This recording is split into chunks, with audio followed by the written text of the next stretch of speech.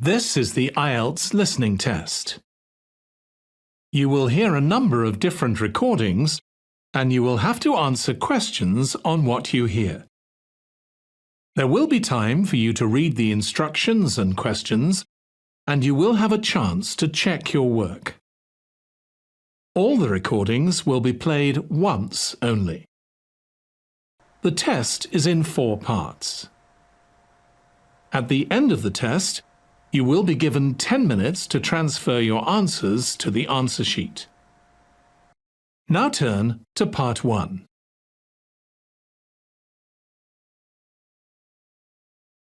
Part 1. You will hear a conversation between a tax office employee and a woman who wants to apply for a tax number. First, you have some time to look at questions 1 to 4.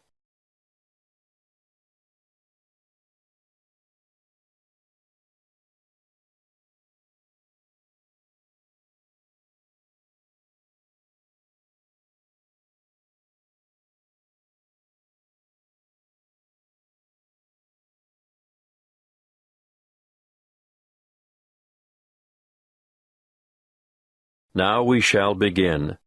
You should answer the questions as you listen, because you will not hear the recording a second time. Listen carefully and answer questions 1 to 4. Good morning, tax office. How can I help you? I'd like to apply for a tax file number. Are you a citizen? No, but I'm told I still need a number. So what is your residency status? Are you a permanent migrant, or perhaps a temporary visitor? Oh, I'm a permanent migrant. And you need a TFN? A what? A TFN. It stands for tax file number. Yes, what is that exactly? It's a unique number we issue to individuals and organizations to help administer tax collection and other government systems. Why do I need one? In actual fact, you don't. What do you mean? It's not compulsory, you know. But I should get one? Well, it's a good idea. Otherwise, you'll have more tax withheld from your wages or salary. In fact, you won't be eligible to participate in the PAYE, that's pay-as-you-earn system, and you couldn't apply for income support or other benefits. You wouldn't have to pay the Medicare levy, but then you wouldn't be entitled to claim Medicare benefits either. I'd better have one then. Okay. So you're currently living in this country, right? Yes. What kind of visa do you have? A working visa? Well, I did have one because after my student visa expired, I went back home and worked for a year before applying for a job here. The job turned out to be permanent and full-time, and my employers wanted me to settle here. So now I have a permanent migrant visa. Now, once you have a file number, you never need to reapply. Even if your circumstances change, for example, if you get married or decide to take an English name, they'll even use the same one when you retire and apply for a government pension. I see. Have you ever had a TFN before? No. Right. Let's get on with the application process now. Before you hear the rest of the conversation, you have some time to look at questions 5 to 10.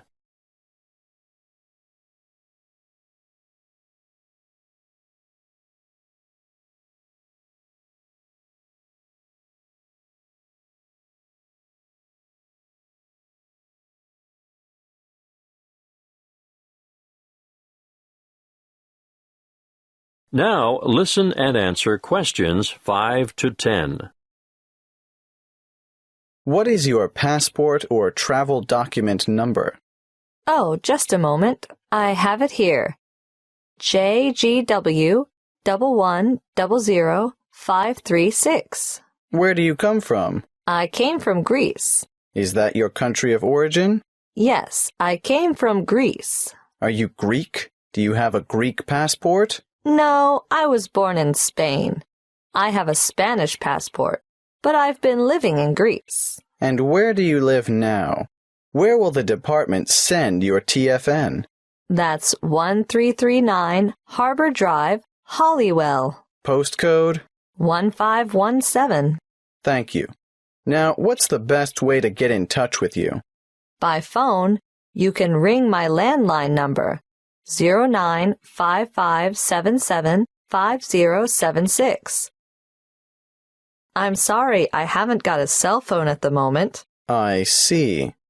Can you give me the details of someone else we could contact if we can't get you during office hours? That would be my landlady, What's her name? Martha Pierce. Is that Pierce, Pierce? No, it's Pearce. And her number is? The same as the one I gave you. Yes, I've got that. Now, for some more personal details, what title do you use? Excuse me? Are you Mrs., Miss, or Ms.? I'm not married. Put me down as Miss. All right. What's your surname? Farina. What's your first name? Maria. Do you have a second or middle name? Well, two, actually. What are they? Rosa Anna. I'm guessing Farina is your maiden name, since you haven't been married. But are you known by any other names? Farina is my only surname, but people call me Mary. As a first name? Yes. When were you born, Mary? Can you give it to me in the following order? Day, month, and year? The 15th of November, 1983. You're obviously female, so that brings me to the last question, which I don't really need to ask. What's that? Your husband's name. I don't have one. I know, so I'll just write down N.A. for not applicable. Thank you.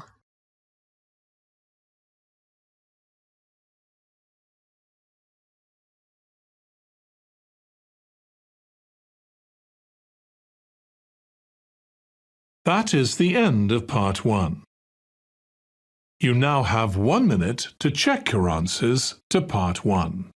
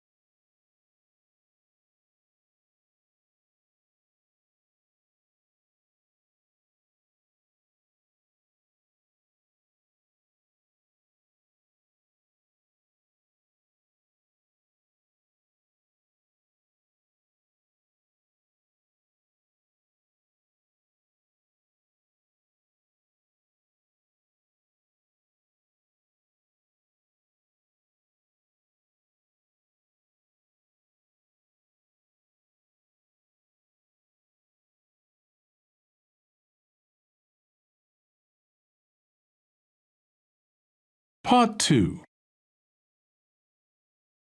You will hear a talk about keeping children safe on the Internet. First, you have some time to look at questions 11 to 16.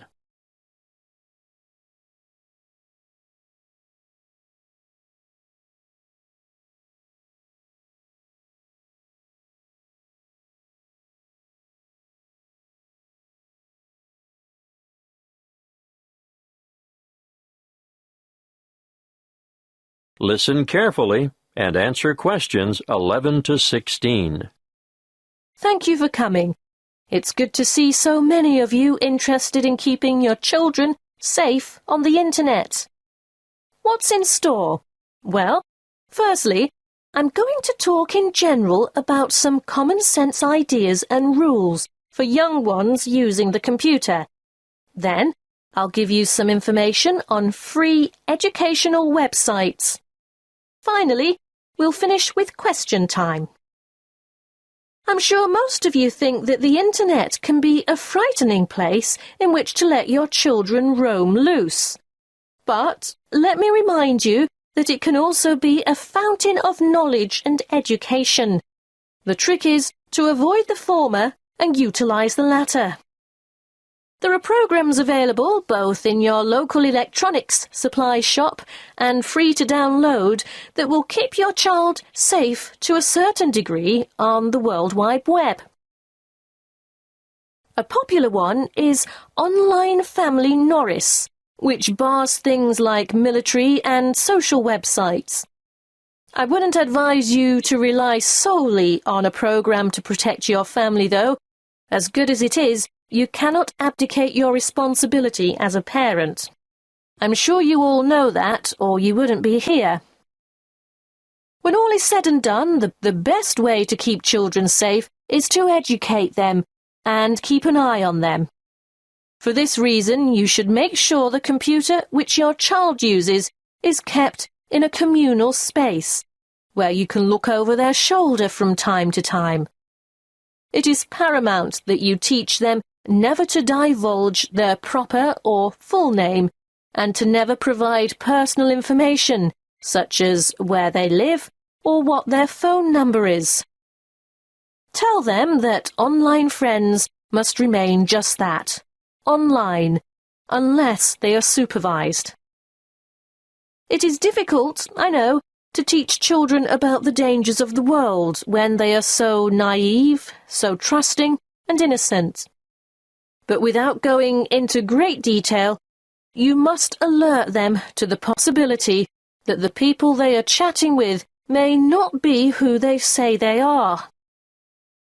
It's also sensible not to give them their own email address until they are old enough to use the internet safely. So, all communication from websites will go through you. When they are old enough to use social sites like Facebook and MySpace, teenagers need to know that whatever postings they put on the web will remain accessible forever. Nothing is ever really deleted there. And embarrassing pictures or remarks may come back to haunt them one day. For instance, when they apply for a job, they could jeopardize their chances, as the employer or human resources staff will look on the web to find out more about their potential employee, and they may be shocked by what they find there, not the sort of stuff an applicant would want on his or her CV. It can also make them more vulnerable to bullying. Unfortunately, bullying on social sites is another thing to look out for, and I have to tell you, it's on the increase. It's a very difficult issue to deal with, but something that is more easily detected if the computer is kept in a family space. If we can put these negative issues aside, let's not forget that the internet is also a wonderful place for children of all ages. Teenagers may be mostly networking on social sites or completing research that they've been asked to do as part of their homework assignments, but younger children can get assistance with mathematics, spelling, and reading on a variety of free and paid-for sites. Before you hear the rest of the talk, you have some time to look at questions 17 to 20.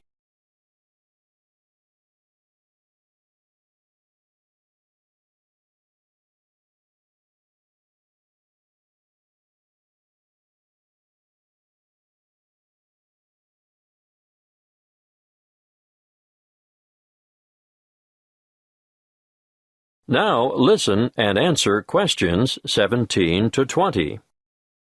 A good way for children to learn and have fun at the same time is the website mathtutor.com. They can practice mathematics on this site, no matter what their level, while they compete against other children from all over the world. And here's a fun way for primary school children to learn the spelling words for the week. It can be such a chore for some children. They just type them in and play games to learn them. What's that? The website? Oh, sorry. Yes, you'll need to go to spellcity.com for that. The one I'm going to tell you about now is one of the most practical sites that's popular with people of all ages. Children, or parents for that matter, can learn to touch type as they sing along with songs. And there's a variety of funny characters to help you enjoy yourself as you learn. In this day and age, typing is essential. Everyone should be able to type fast and accurately. So, go to beeb.co/typing and try it out. Don't just leave it up to the kids. Here's a site that parents can use to download worksheets to extend their children by giving them further practice. It's called coolresources.com, and I can really recommend it, particularly for middle school students. Now, are there any questions?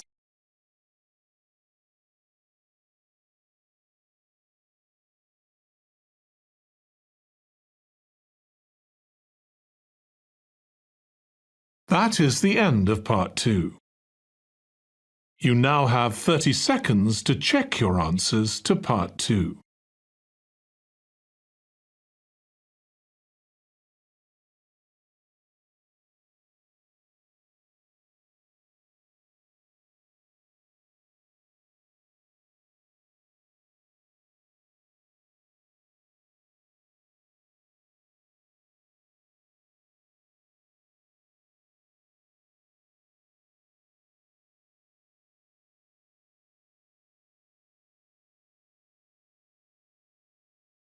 Part 3.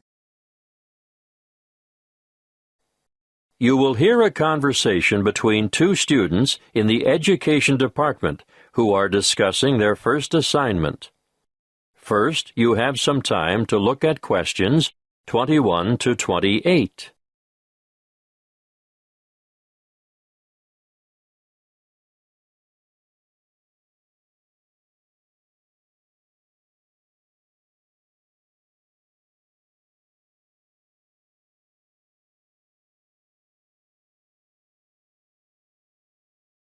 Listen carefully and answer questions 21 to 28.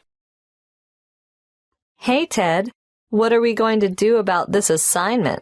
Well, Cleo, I think it's pretty straightforward. Oh? Yeah. The topic is why study abroad? I suggest we do a survey of international students, collate the responses, make a graph, and exhibit our findings in the form of a poster. Wow, you have given this some thought, haven't you? Of course. This is only the first assignment. There will be a lot more to come, so let's get this one out of the way quickly. Well, how do we do the survey? I think we need to find a good selection of foreign students. So, how about we go over to the English language school at lunchtime and talk to some of the students there? That's not a bad idea, but we shouldn't limit ourselves to that department. Why not? Well, think about it. They'll all give the same reason, to learn English. Of course, you're right. Well, one of us could cover the language school, and the other could go around the business school. Yes, I know there are a lot of internationals there, too. But I think a random sample from foreign students on campus might give us a better range of answers. What are we going to ask them? Why are you studying abroad? An open question like that could mean we get hundreds of different responses. It would be better if we made up, say, 10 reasons and asked each respondent to place them in order of importance. You're right. That would certainly make collation easier. Any ideas about what these 10 reasons might be? Sure. I've got enough foreign friends to know quite a lot about what motivates them. Okay. Number 1 is... I think that's obvious. How about study abroad is the best way to learn a language? And number 2 is obvious as well. I know. Study abroad gives you the chance to travel. What's third? It's either culture or friendship. Okay, let's go for culture. Study abroad gives you first-hand experience of a different culture. Not just that, but it gives you new experiences as well. Not all of them are good, but it's meeting those challenges and adapting to new situations and solving problems and so on. Let's make that a separate reason. How about study abroad, will compel you to develop new skills? Sounds good. Then study abroad promotes international friendship. What are we up to now? Wait, that was number 5. Do you think learning about yourself is the same as developing new skills? No, I think it's quite different. Probably more closely related to culture. You really mean embracing new concepts and perceptions, don't you? Yes, and reconsidering one's own beliefs and values, or at least seeing them through new eyes. We could make the next one and call it something like, Study abroad provides the opportunity to learn about yourself. We ought to throw in a few about study and work, because I'm sure that rates highly with many foreign students. Of course. Study abroad gives you the opportunity to expand your academic, Academic what? Let's simplify it. Make it the opportunity to study different subjects. Yes, good. It can also enhance the value of your degree. How's that? Well, I think you can take courses you would never have had the opportunity to take on your home campus, and employers will know also that your language skills have been given quite a boost. Isn't that the same as number 7? No, I think it's a separate issue. All right, keep it. Now, I think this next one is more important. Shall I change the order? No need. The students are going to rank them according to their views. So what is it? Study abroad enhances employment opportunities. Ugh, why didn't I think of that? Anyway, there's one even more obvious than that. Let me guess. Study abroad broadens your mind? Exactly. Okay. Now we have 10. Let's print off 100 questionnaires and go and do the survey. Before you hear the rest of the conversation, you have some time to look at questions 29 to 30.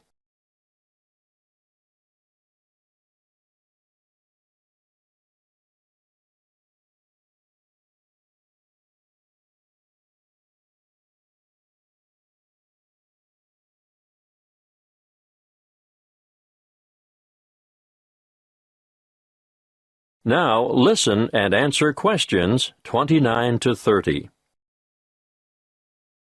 Did you hear about the National Geographic survey of American students between the ages of 18 and 24? Yes.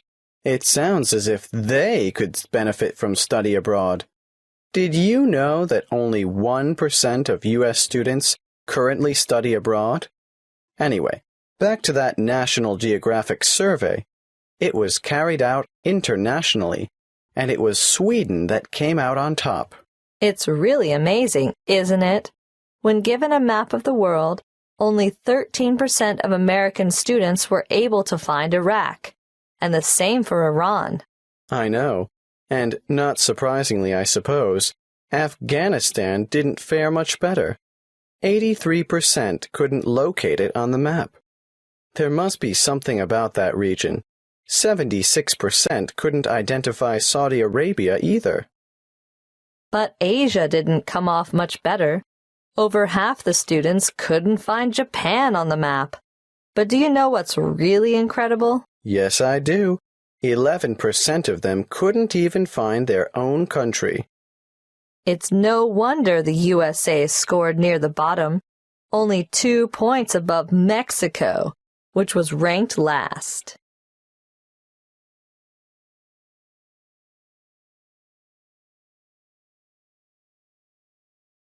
That is the end of part 3. You now have 30 seconds to check your answers to part 3.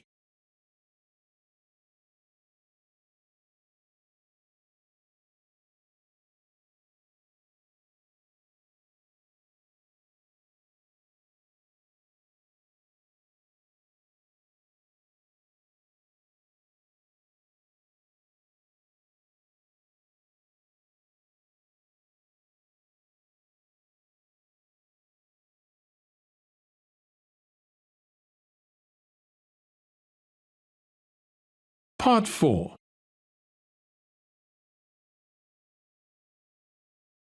You will hear a talk given by a lecturer in the art history department.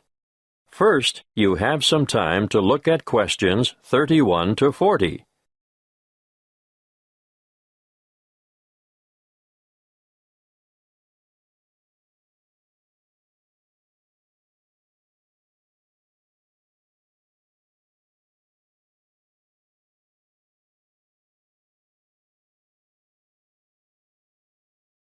Listen carefully and answer questions 31 to 40. In this lecture today, I'm going to introduce you to an American painter, Charles Willson Peale. You may be familiar with his portraits, but did you know that he never even saw a painting till he was a grown man? He was born in Maryland in 1741. His father died when he was 9, and the family struggled financially for the next few years, and Charles became a saddle maker's apprentice. One day, he went to Norfolk for supplies, and there he saw paintings for the first time. He thought they were so bad that he felt sure he could do better, so he decided to make painting his career. In 1766, he went to London to study painting with Benjamin West. Whilst there, he painted this portrait in 1768. See Slide 1, Pitt as a Roman senator. Notice how elaborately symbolical this portrait is. The symbolism arises, of course, from Pitt's famous speech to the British Parliament, where he draws an analogy between the ancient Roman Senate's view of a barbaric Britain and the prevailing European view of the time of a barbaric African continent fueling the slavery trade. Perhaps you didn't know that the Romans used Britons as slaves. But I digress. Back to Peale. He returned to America and in 1772 painted the first ever portrait of George Washington. See Slide 2. In 1773, he painted a group portrait of himself, his wife, mother, brothers, sister, his old nurse, and an unidentified baby. Just look at the slide. This painting is simply called The Peale Family, and you can almost feel the exuberance of the family and their warmth towards one another. He enjoyed great success as a portraitist prior to the Revolution, and served with distinction in the Revolution. During this time, he became friends with George Washington, Benjamin Franklin, and Thomas Jefferson. After the war, he continued to paint, and when his wife died in the 1790s, as a result of her 11th pregnancy, he remarried. He had 17 children in all, naming the sons after famous painters or scientists. Although perhaps best known for his portraits of famous people, Peale liked novelty. Look at this slide of his two sons, Raphael and Titian, life-size, climbing a narrow stairway. This painting, The Staircase Group, 1795, was exhibited in a doorway as a trompe-l'oeil. And it is said that it did, in fact, fool the eye of George Washington. Even as far back as 1772, we can see his desire for difference in Rachel weeping. It's a rather macabre portrait of his first wife crying over the death of one of their children, their daughter Margaret. I'd like to show you one more slide to demonstrate his innovative approach. This is a portrait of his brother, James, sitting at his desk at night, with only his face illuminated by a lamp. This was painted much later than the others, in 1822. You know, Peale believed anyone could learn to paint, and he taught painting to his brothers, sisters, sons, daughters, nephews, nieces, and other relatives. 4 of his sons, Titian, Rubens, Rembrandt, and Raphael, became painters, as did his brother James. Before I finish, I'd like to tell you a bit more about Peale. He was active in politics for several years, and throughout his life, he maintained a lively interest in many branches of science. He was also an inventor who gained patents for a fireplace, porcelain false teeth, and a new kind of wooden bridge. He collaborated with Thomas Jefferson on what was known as the polygraph, a kind of portable writing desk. But it wasn't any ordinary desk. This one could make several copies of a manuscript at once. He also wrote papers on a wide variety of subjects, from hygiene to engineering. Oh, and he also tried his hand at inventing a fairly primitive but innovative motion picture technique, new types of eyeglasses, and a velocipede, which is a precursor to the bicycle.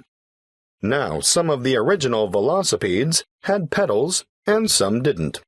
You sort of scooted along on them using your feet. Unfortunately, I can't remember which type it was that Peale worked on. He's also remembered for his work as a naturalist. He established the first scientific museum in America, and he even invented his own system of taxidermy. For those of you who aren't sure what taxidermy is, it's the art of preparing, stuffing, and presenting dead animals so that they appear lifelike. He was also well ahead of his time in that he placed his animals in a simulated natural environment. His most magnificent exhibit, however, was the complete skeleton of an extinct mammal known as a mastodon, which he helped excavate. The event was memorialized in his extraordinary painting, The Exhuming of the Mastodon.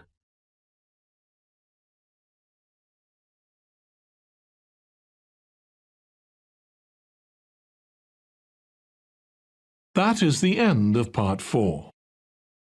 You now have 1 minute to check your answers to Part 4. That is the end of the listening test. In the IELTS test, you would now have 10 minutes to transfer your answers to the answer sheet.